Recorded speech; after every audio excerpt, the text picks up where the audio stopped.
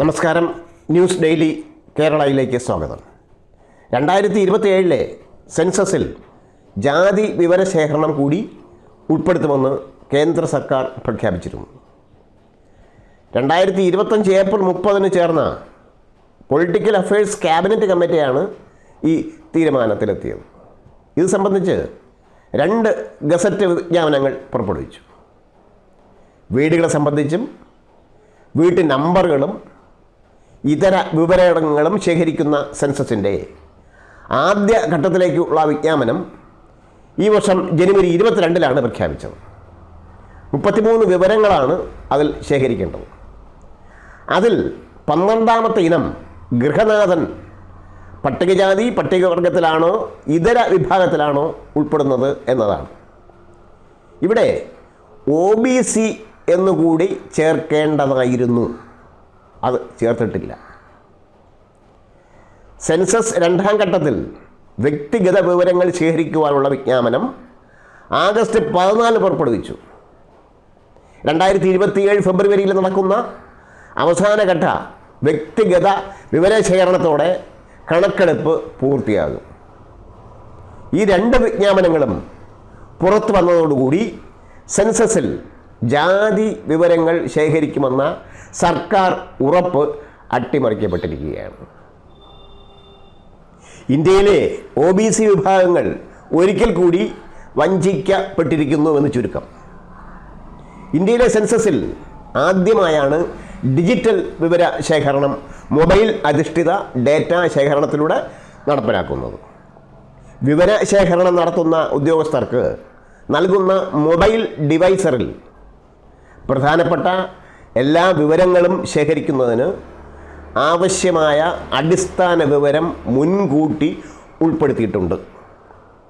പട്ടികവിഭാഗങ്ങളിൽ ഉൾപ്പെട്ടിട്ടുള്ളവരുടെ ജാതി വർഗ പേരുകൾ ഗൃഹനാഥൻ പറയുമ്പോൾ മൊബൈലിൽ മുൻകൂട്ടി ചേർക്കപ്പെട്ടിട്ടുള്ള പട്ടികയിൽ നിന്നും ആ പേരുകൾ കണ്ടെടുത്ത് ടിക്ക് ചെയ്ത് രേഖപ്പെടുത്തിയാൽ മതിയാകും. എന്നാൽ OBC വിഭാഗത്തിൽപ്പെട്ട ഗൃഹനാഥൻ പറയുന്ന പേരുകൾ ഉദ്യോഗസ്ഥൻ മാനുവലായി ടൈപ്പ് ചെയ്ത് ഉൾപ്പെടുത്തണം. ഇവിടെ തന്നെ ഒരു പ്രശ്നമുള്ളത്, നായർ OBC അല്ലെങ്കിലും വിളക്കിത്തല നായർ OBC ആണ്. ഇതെങ്ങനെ എഴുതും ഉദ്യോഗസ്ഥൻ? അതേപോലെ ഈഴവരിൽ ഈഴവരാത്തി തുടങ്ങി 23 അവാന്തര ജാതി വിഭാഗങ്ങളുണ്ട്. ഇവരിൽ സംവരണത്തിന് അർഹതയുള്ളവരെ മൊത്തം ഉൾപ്പെടുത്തിയാണ് ഈ OBC ലിസ്റ്റ് ഉണ്ടാക്കിയിട്ടുള്ളത്. അതേപോലെ നാടാർ ജാതി വിഭാഗത്തിൽ തന്നെ OBCയും OECയും ഉണ്ട്. കൺവെർട്ടഡ് ക്രൈസ്തവരുണ്ട്. ഇവരുടെ എല്ലാം ജാതിപ്പേര് ഡേറ്റാ ബേസിൽ മുൻകൂട്ടി ഫീഡ് ചെയ്യപ്പെട്ട ശേഷം അവ സെൻസസിന് ഉപയോഗിക്കേണ്ടതാണ്. പകരം അവയിൽ ഒരു പരുവത്തിലാണ് ഇപ്പോൾ ജാതി കണക്കാക്കപ്പെട്ടിരിക്കുന്നത്. ചുരുക്കത്തിൽ ഭാവിയിൽ ഒരു സാമുദായിക സംവരണം എന്ന ആശയമേ ഉയർത്തിപ്പിടിക്കുവാനാകില്ല. ഭരണത്തിൽ പങ്കാളിത്തത്തിന് വേണ്ടി പിന്നോക്ക ദളിത് വിഭാഗത്തിന് ഭരണഘടനാപരമായി അർഹതപ്പെട്ട അവകാശം കവർന്നെടുക്കുന്നതിൻ്റെ ആദ്യ പടിയാണ് ഈ നാടകം. നമ്മുടെ നാട്ടിൽ ഒരേ സമുദായങ്ങൾ തന്നെ വിവിധ പ്രദേശങ്ങളിൽ വ്യത്യസ്തരായ ഉച്ചാരണ പേരുകളിലും അറിയപ്പെടുന്നുണ്ട്. ഈ ഗൃഹനാഥൻ പറയുന്ന ആളുടെ പിഴവ് മൂലം രേഖപ്പെടുത്തുന്ന ഉദ്യോഗസ്ഥൻ്റെ പരിമിതമായ അറിവൊക്കെ കൂടി ചേർന്ന് പലപ്പോഴും തെറ്റ് സംഭവിക്കാം. ഇങ്ങനെ സംഭവിക്കാതിരിക്കാനാണ് OBC വിഭാഗങ്ങളുടെ പേരും പട്ടികയിൽ പോലെ തന്നെ മുൻകൂട്ടി ഡിവൈസർ രേഖപ്പെടുത്തിയാൽ അതിൽ നിന്നും തിരഞ്ഞെടുത്ത് ടിക്ക് ചെയ്യുവാനാകും. പക്ഷേ സർക്കാർ അത്തരമൊരു നടപടി സ്വീകരിച്ചിട്ടില്ല. കണക്കെടുപ്പ് അട്ടിമറിക്കപ്പെടണം എന്ന ദുരുദ്ദേശത്തിലാണ് ഇത്തരമൊരു നടപടി സ്വീകരിച്ചത് എന്ന് പറയാതിരിക്കാനാകില്ല. 2012 അനുഭവം 2012 ആരംഭിച്ച് 2014 പൂർത്തിയാക്കിയ സോഷ്യോ ഇക്കണോമിസ്റ്റ് കാസ്റ്റ് സെൻസസിൽ ഈ രീതിയിൽ ഗൃഹനാഥൻ പറയുന്നത് കേട്ട് ഉദ്യോഗസ്ഥൻ ജാതി സമുദായം രേഖപ്പെടുത്തുകയാണ് ഉണ്ടായത്. 46 ലക്ഷത്തിലധികം ജാതി പേരുകളാണ് ആ കണക്കെടുപ്പിൽ കേരളത്തിൽ നിന്ന് രേഖപ്പെടുത്തിയിട്ടുള്ളത്. 1980 മണ്ഡൽ കമ്മീഷൻ റിപ്പോർട്ടിൽ 3743 സമുദായങ്ങളെയാണ് കണ്ടെത്തിയത്. OBC വിഭാഗങ്ങൾക്കുള്ള ആനുകൂല്യങ്ങളും സംവരണവും നിലവിൽ വന്നതോടുകൂടി പരമാവധി 5000-ൽ താഴെ മാത്രമേ ഇപ്പോഴും ജാതികളും സമുദായങ്ങളും ഈ വിഭാഗത്തിൽ കാണുവാൻ സാധ്യതയുള്ളൂ. ആ സ്ഥാനത്താണ് 46 ലക്ഷത്തിലധികം സമുദായങ്ങളെ രേഖപ്പെടുത്തിയിട്ടുള്ളത്. ഈ ഒരൊറ്റ കാരണം കൊണ്ട് തന്നെയാണ് ആ സെൻസസ് വിവരം സർക്കാർ അംഗീകരിക്കാതിരുന്നത്. അതേ രീതിയിലുള്ള കണക്കെടുപ്പ് ഇപ്പോഴും നടത്തിയാൽ സംഭവിക്കുന്നത് തന്നെയാകും. സമ്മർദ്ദം ചെലുത്തണം.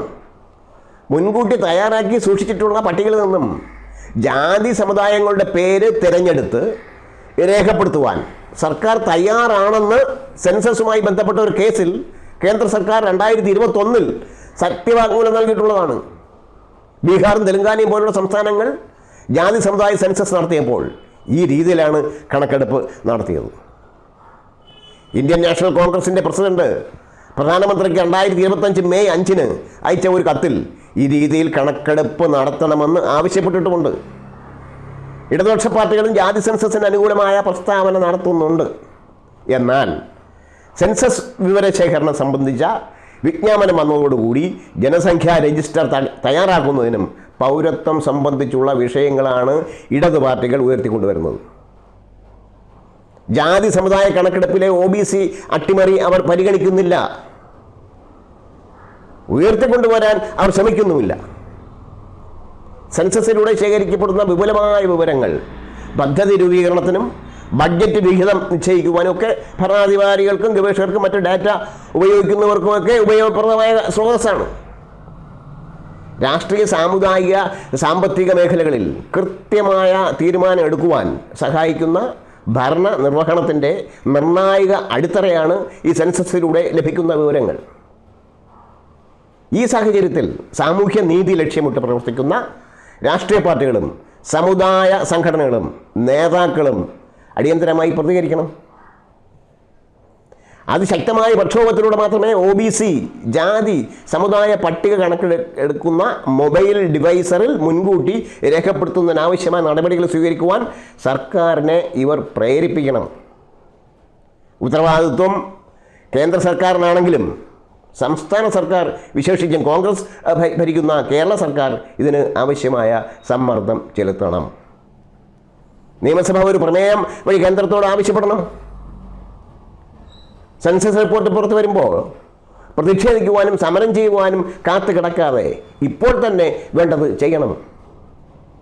സെൻസസ് വിവരശേഖരണത്തിന് ഉദ്യോഗസ്ഥർ വരുമ്പോൾ തങ്ങളുടെ യഥാർത്ഥ ജാതിയും സമുദായവും ഏതെന്ന് വ്യക്തമായി പറഞ്ഞു കൊടുക്കുവാൻ പ്രാപ്തമാകുന്ന രീതിയിൽ സമുദായ അംഗങ്ങളെ ബോധവൽക്കരിക്കുവാൻ സംഘടനകളും നേതാക്കളും എങ്കിലും ശ്രമിക്കണം.